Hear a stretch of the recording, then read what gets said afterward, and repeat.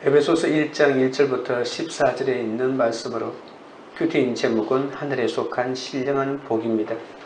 에베소는 로마의 속주인 소아시아의 주도로서 그 지역의 정치, 경제, 문화의 중심지였죠. 바울이 활동할 당시 인구가 10만 명 이상이고 오늘날 고대 세계 7대 불가사의 중 하나로 꼽히는 아르테미스 신전이 있었고 2만 5천석 규모의 초대형 극장도 보유하고 있었습니다. 바울이 3년 가까이 사역한 후 에베소를 떠난 때는 추후 54년경이었습니다. 그로부터 6년 뒤 바울은 로마에 감금되어 재판을 기다리고 있었죠. 에베소서는 바로 이때 서서 두기고 편에 보낸 것으로 추정됩니다. 에베소서는 에베소 교회의 특별한 문제에 대한 바울의 답이라기보다는 그가 가장 오래 목회했지만 오랫동안 방문하지 못했기 때문에 언제 다시 만날지 모르는 에베소 성도들에게 자신이 가장 중요하게 여기는 내용을 상기시키면서 권면하는 편지입니다. 비록 몸은 멀리 떨어져 있더라도 예수 그리스도 안에서 한 몸임을 믿으며 바울은 그들이 유무형의 우상 숭배가 가득한 에베소에 살면서 반드시 기억해야 할 성도의 정체성을 설명합니다. 유대인과 이방인, 부자와 가난한 자, 남자와 여자와 같은 서로 다른 사람들이 모였지만 그들이 예수 그리스도 안에서 하나님과 화평할 뿐만 아니라 서로 화평하게 된 또한 새 사람임을 기억하라고 합니다. 여러 현실적인 문제로 낙심하지 말고 하나님 아버지와 예수 그리스도께서 큰 사랑으로 그들을 구원하셨고 성령께서 하나 되게 해주신 생명의 공동체임을 기억하며 거룩하게 성장해 가라고 가르치고 있습니다. 첫째는 택함과 입양입니다. 1절부터 3절입니다. 하나님의 뜻대로 말미암아 그리스도 예수의 사도된 바울은 에베소에 있는 성도들과 그리스도 예수 안에 있는 신실한 자들에게 편지하노니 하나님 우리 아버지와 주 예수 그리스도로부터 은혜와 평강이 너희에게 있을지어다. 찬송하리로다. 하나님 곧 우리 주 예수 그리스도의 아버지께서 그리스도 안에서 하늘에 속한 모든 신령한 복을 우리에게 주시되 바울은 하나님 아버지께서 그리스도 안에서 하늘에 속한 모든 신령한 복을 우리에게 주셨음을 찬송합니다. 이 복은 세상에 속한 복이 아닌 영적이고 영원한 천상의 복으로 그 근원은 바로 하나님의 택하심에 있다고 합니다. 그래서 복의 근원은 언제나 하나님이시고 또 우리 주 예수 그리스도 아버지이십니다. 하나님이 우리에게 복 주시는 것은 우리와 그리스도의 연합에 의해 그리스도 안에서 이루어지는 축복 때문이죠. 그 축복의 본질은 모든 신령한 복이라고 말합니다. 이 복은 성령에서 나오기 때문에 신령한 복이라고 말하고요. 그리고 성령의 임재와 그 성령의 영향력을 누리는 복이기 때문에 신령한 복이라고 했던 것이죠. 성부 하나님은 우리가 누리는 모든 복을 허락하시는 분이십니다. 이 신적인 축복은 주 예수 그리스도 안에서 주어지고 받는다고 합니다. 에베소서 1절부터 14절까지 예수 그리스도를 가르치는 호칭이나 대명사나 소유격까지 모두 합치면 15번이나 언급됩니다. 그리고 그리스도 안에서라고 하는 말도 11번 나옵니다. 인류는 타락하여 아담 안에 있었지만 우리는 이제 예수님을 믿음으로써 그리스도 안에서 새롭게 만들어진 인류가 된 것입니다. 하나님이 우리에게 복을 주시고 택하신 것은 모두 그리스도 안에서 이루신 일임을 알 수 있습니다. 4절부터 6절입니다. 곧 창세전에 그리스도 안에서 우리를 택하사 우리로 사랑 안에서 그 앞에 거룩하고 흠이 없게 하시려고 그 기쁘신 뜻대로 우리를 예정하사 예수 그리스도로 말미암아 자기의 아들들이 되게 하셨으니 이는 그가 사랑하시는 자 안에서 우리에게 거저 주시는 바 그의 은혜의 영광을 찬송하게 하려는 것이라. 하나님은 창세전에 그리스도 안에서 우리를 택했다고 합니다. 세상이 창조되기 전에 존재하기도 전에 우리의 그 어떤 공로도 따질 수 없는 바로 그때 하나님은 사랑 안에서 우리를 택하시고 당신의 아들들이 되게 하셨습니다. 하나님은 우리를 당신의 자녀로 삼기 원하십니다.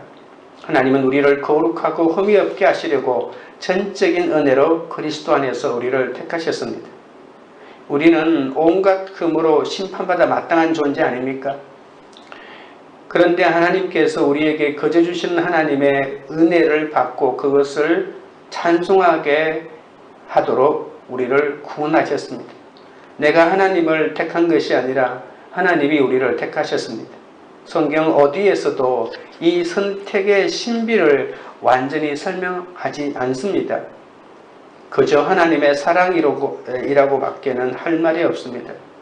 그래서 우리를 그의 사랑 안에서 택하셨다 이렇게 표현하고 있는 것이죠. 우리를 택하시고 부르신 하나님은 우리를 끝날까지 지켜주십니다. 그러나 나는 하나님의 택하신 백성이니 안전하고 문제없어. 그러니 거룩에 대해서 신경 쓸 필요가 없어. 난 내 마음대로 행동할 수 있는 권한을 부여받았다고 생각하면 큰일 납니다. 하나님은 우리를 그분 앞에서 거룩하고 흠이 없게 하시려고 그리스도 안에서 택하셨다는 것을 잊지 마십시오. 4절 뒷부분에 보십시오.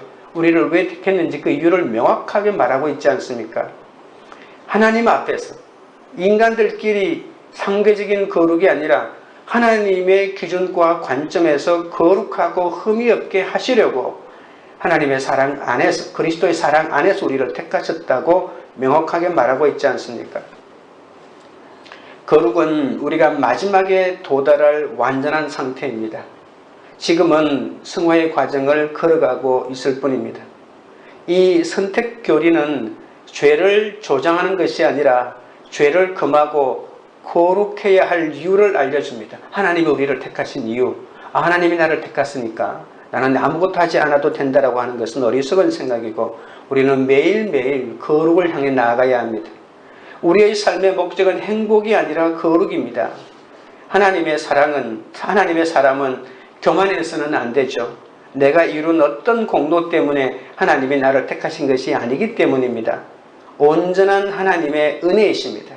오로지 하나님의 은혜요, 하나님의 사랑이요, 하나님의 뜻이요, 하나님의 목적이요, 하나님의 선택입니다. 우리는 오직 겸손하게 찬미의 감사를 올려 드려야 합니다. 다시 한번 말하지만 4절에 보시면 곧 창세전에 그리스도 안에서 우리를 택했다고 하는 말은 창세전이니까 우리가 만들어지기도 전이잖아요.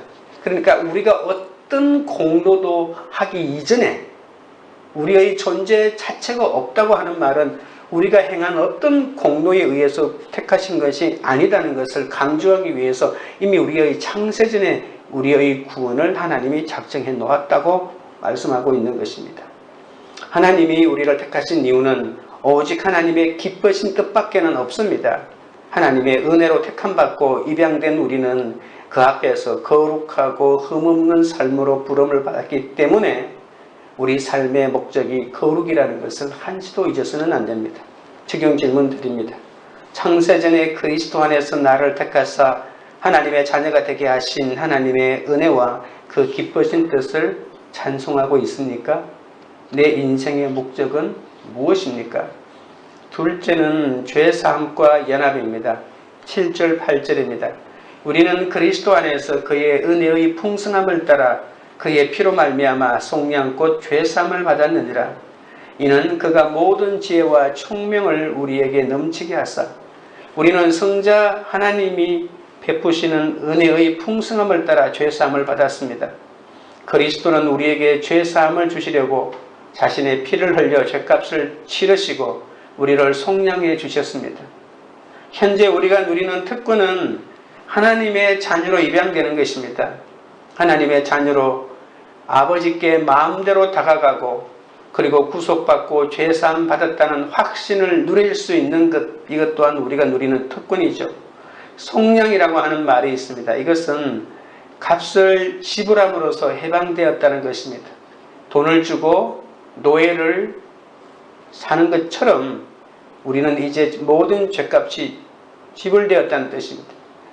우리 죄를 위해 죽으신 예수 그리스도의 흘리신 피 때문입니다.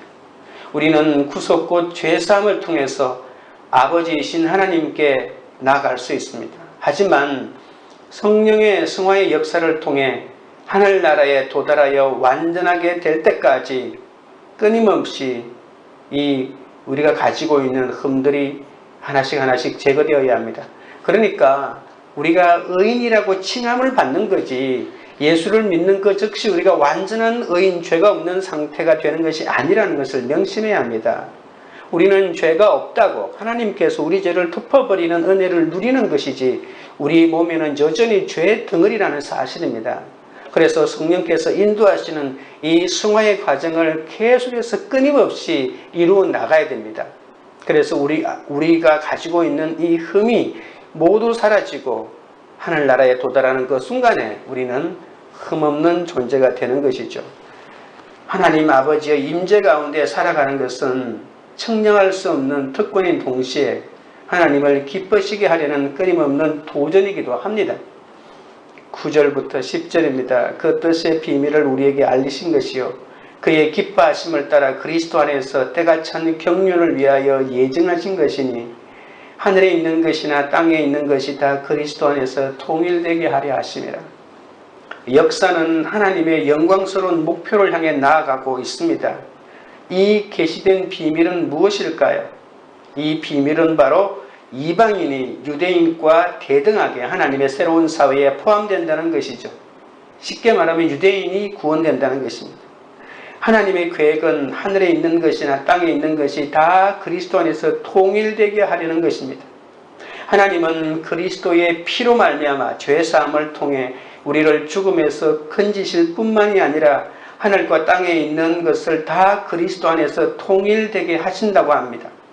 십자가를 통한 속량과 화해와 연합의 이 신비는 너무나도 크기 때문에 때가 찬 하나님이 우리에게 지혜와 총명을 넘치게 주셔야만 깨달을 수 있는 것이죠. 통일되다는 말은 함께 모은다는 뜻입니다. 그리스도는 그의 몸인 교회의 머리지 않습니까? 하지만 언젠가 만물이 그리스도의 머리됨을 인정하게 될 것입니다. 현재는 그리스도의 머리됨을 인정하지 않고 있잖아요. 그러나 때가 차면 예수 그리스도가 우리의 머리가 되고 우리가 고대하는 완전한 통일이 이루어진다는 것입니다. 이 마지막 통일에는 이 만물이 다 포함됩니다. 어떤 사람은 모든 사람이 결국에는 구원을 받는다고 합니다.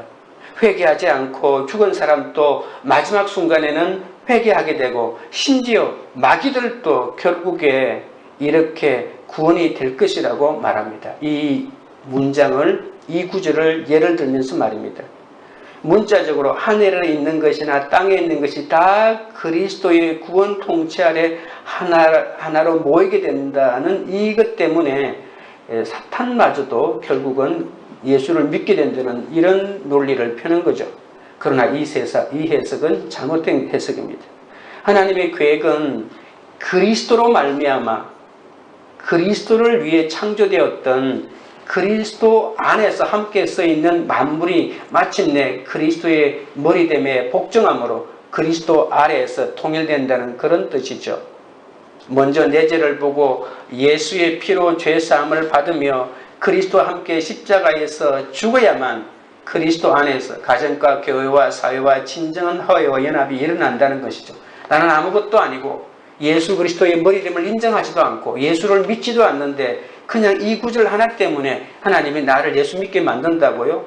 그럴 리는 없습니다. 적용 질문 드립니다.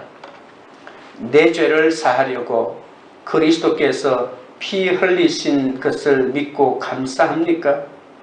그리스도 안에서의 화해와 연합을 이루고자 내가 회개하고 십자가를 질 것은 무엇입니까? 셋째는 인치심과 보증입니다. 11절 12절입니다. 모든 일을 그의 뜻의 결정대로 일하시는 이의 계획을 따라 우리가 예정을 입어 그 안에서 기업이 되었으니 이는 우리가 그리스도 안에서 전부터 바라던 그의 영광의 찬송이 되게 하려 하심이라. 측량하지 못할 하나님의 계획에 따라 우리가 예정을 입어 그리스도 안에서 기업이 되었다고 합니다. 우리의 구원에는 우리가 자랑할 것이 하나도 없습니다. 우리가 진리의 말씀을 듣고 믿게 된 것은 바로 이 성령의 은혜 때문입니다. 바울은 하나님이 주시는 영적인 복이 유대인 신자들과 이방인 신자들에게 똑같이 주어진다는 것을 다시 강조하죠. 하나님의 백성은 하나님의 소유입니다. 그리스도 안에서 이방인은 하나님의 기업의 한 몫으로 선택되었습니다. 구약에서 이스라엘은 하나님의 기업이잖아요. 하나님이 주님이신 나라, 하나님이 자신의 기업으로 택하신 백성은 복이 있다고 했습니다. 이제 유대인이나 이방인 가릴 것 없이 예수 그리스도 안에서 모두 하나님의 기업이 되었습니다. 하나님의 백성은 하나님의 성도들이요 하나님의 기업이자 하나님의 소유인 거죠. 13절부터 14절입니다. 그 안에서 너희도 진리의 말씀 곧 너희의 구원의 복음을 듣고 그 안에서 또한 믿어 약속의 성령으로 인치심을 받았으니 이는 우리 기업의 보증이 되사 그 얻으신 것을 속량하시고 그의 영광을 찬송하게 하려 하심이라. 그렇다면 우리는 어떻게 하나님의 백성이 되었을까요? 왜 하나님은 우리를 그분의 백성으로 삼으셨을까요? 그것을 하나님의 뜻이요 하나님의 영광 때문이라고 합니다. 하나님의 백성은 하나님의 뜻을 의지합니다. 우리는 온전히 하나님의 뜻으로 하나님의 백성과 그분의 소유가 되었습니다. 하나님의 이 목적에 따라 그 뜻의 비밀을 우리에게 알려주시죠. 그리고 우리는 모든 일을 당신의 뜻대로 일하시는 하나님의 기업이 되었습니다. 우리가 하나님의 새로운 공동체의 일원이 된 것은 우연히 일어난 일이거나 아니면 우리의 선택으로 된 것이 아니란 말입니다. 하나님의 주권적인 뜻과 기쁨으로 인한 일입니다. 그렇다고 하나님이 주권적으로 우리를 구원하셨다고 해서 우리는 아무 활동도 하지 않고 가만히 있으면 될까요? 구원은 전적으로 하나님의 뜻이지만 우리에게 책임이 있다고 13절에 말하고 있습니다. 13절을 다시 보십시오. 그 안에서 너희도 진리의 말씀 곧 너희의 구원의 복음을 듣고 그 안에서 또한 믿어 약속의 성령으로 인치심을 받았으니라고 했습니다. 그러니까 우리가 해야 될 일은 뭘까요? 일단 구원의 복음을 들어야죠. 그리고 그 안에서 또한 믿어야 한다는 것입니다. 듣고 믿는 것은 우리가 해야 될 일이죠. 이것마저 하나님이 해주신다면 그냥 우리는 아무것도 정말 아무것도 할 필요가 없는 거죠. 구원이 전적으로 하나님의 은혜가 된다고 하는 말을 오해하지 마십시오. 복음을 듣고 그 복음을 믿고 또 우리가 사실 복음을 듣고 믿는다고 해서 다 구원이 이루어지는 건 아닙니다. 우리가 복음을 듣고 믿게끔 해주는 그것은 바로 성령께서 우리에게 인치시기 때문에 가능한 일이 아닙니까? 구원하시고자 하는 하나님의 뜻 때문에 복음 전도가 성공할 수 있는 것입니다. 내가 체주가 좋아가지고 내가 복음을 전하면 사람들이 예수를 믿는 줄 아십니까? 아닙니다. 하나님께서 구원하시고자 하는 너무나도 강력한 열망 때문에 어줍지 않게 전도하는 나의 전도를 하나님이 사용하시는 거죠.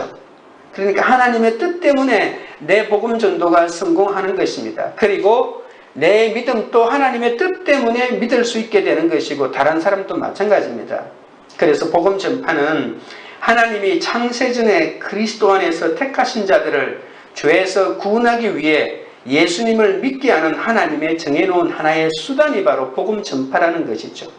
그래서 누군가는 복음을 전파해야 되고요.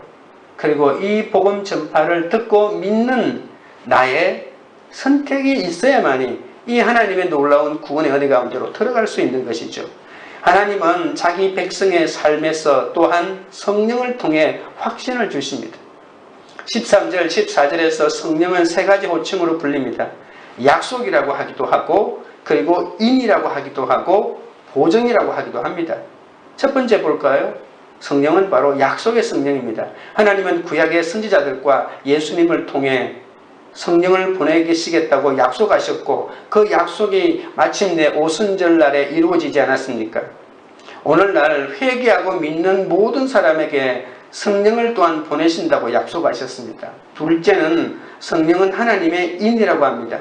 인이라는 것은 소유권과 신빙성을 나타내는 도장이잖아요. 가축이나 노예들에게는 이 소속을 나타내기 위해서 주인의 인을 짓기도 했습니다. 하지만 그런 인들은 끝으로 드러난 것이지만 하나님의 인은 마음에 치는 것이죠.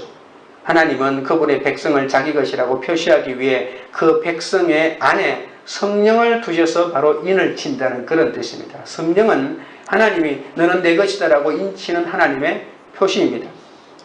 셋째는 성령은 자기 백성을 그들의 최종 유업으로 안전하게 데려가는 하나님의 보증이나 담보물이라는 것입니다. 이 보증이라고 하는 말의 원어의 뜻은 첫 번째 납입금이라는 뜻입니다. 다른 말로 하면 계약금입니다. 첫 지불액 또는 담보를 나타내는 말입니다.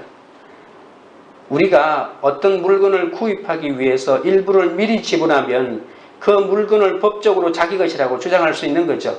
내가 만약에 10개월 할부로 어떤 물건을 샀다고 칩시다. 내가 첫 달에 돈을 지불하는 그 순간에 그 물건은 내가 사용하는 것이죠. 우리가 만약에 10년 만기 보험을 들어도 마찬가지입니다. 첫 번째 보험금을 납입하면 그 보험의 효력이 발생합니다. 우리가 10년 다 보험금을 넣어야만이 그 보험의 혜택을 누리는 것이 아닙니다. 첫 달치 보험금을 넣는 그 순간에 우리는 이미 그 보험의 효력을 우리가 누릴 수가 있는 거죠. 성령은 천성을 향해 좁은 길을 걸어가는 성도를 돕고자 언제나 성도 안에 거하십니다. 성도에게 말씀을 깨닫게 하시고 약속을 바라보게 하시고 구원을 확신하게 만듭니다. 너는 내 것이라고 우리가 예수님을 믿고 성령을 의지하는 그 순간에 성령은 끝까지 우리를 인도하셔서 그분의 구원을 완성하실 겁니다.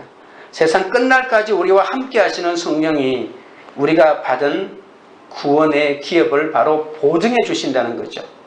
하나님의 백성은 하나님의 영광을 위해 살아야 한다고 3번이나 말씀합니다. 오늘 본문 가운데서. 하나님의 영광은 하나님의 계시고 또 자신을 은혜로운 하나님으로 드러내시고 있죠. 하나님의 이 은혜로운 영광을 찬미하고 사는 것이 우리의 삶의 목적입니다. 우리는 하나님의 기뻐하심을 따라 하나님의 백성이 되었기 때문에 하나님의 은혜의 영광을 늘 찬미해야 합니다. 우리는 이제 새로운 가치관과 새로운 이상으로 살아야 합니다. 그것이 바로 하나님의 영광을 위하여. 이것이 우리의 비전이요 우리의 가치관입니다. 말씀대로 믿고 내 죄를 회개하며 순종하는 것이 내가 성령으로 인치심을 받았다는 가장 강력한 증거 아닙니까? 이렇게 성령을 따라 행할 때 성령이 날마다 나를 거룩하고 아름답게 빚어가시는 거죠. 적용 질문 드립니다. 눈에 보이는 성공과 형통이 없어도 말씀대로 믿고 회개하며 순종하는 것이 내가 성령으로 인치심을 받았다는 가장 강력한 증거임을 믿습니까? 기도드리겠습니다. 하나님 아버지, 창세전 그리스도 안에서 나를 택하사 아버지의 자녀가 되게 하신 하나님을 찬송합니다. 이제는 세상의 기복을 위하여 살지 않게 하시고 팔복을 위하여 살게 하시고 거룩을 위해 살게 하여 주시옵소서. 내 죄를 사하시려고 그리스도께서 피 흘리신 것을 믿습니다. 그 십자가의 피로 내 죄를 용서하시고 그리스도 안에서 화해와 연합을 누리게 하시니 감사드립니다.